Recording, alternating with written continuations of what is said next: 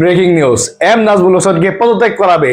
খোয়াব জানিয়েছে যে কাল যদি এম নাজমুল হোসেন যদি পদত্যাগ না করে তাহলে আপনার সব লিগ বর্জন করবে, সম্ভবত বিপিএল ও বর্জন করবে, তারা বিপিএল খেলবে না। একদম ঠিক আছে, এই ঘন্টাটাকে পদত্যাগ করানোর দরকার। পাগল একটা উন্মাদ মেন্টাল রোগী, এই মেন্টাল রোগীকে যদি পদত্যাগ না করানো হয় আমাদের ক্রিকেটের জন্য একটা থ্রেট হয়ে আসবে। আর এই রোগীরা ভালো করেই জানে যে বিএনপি বা যে কোনো দল ক্ষমতায় আসার পর তারা ক্রিকেট বোর্ডে টিকতে পারবে না। এই কারণে এখন যা মনে চায় তাই তারা করে যাচ্ছে।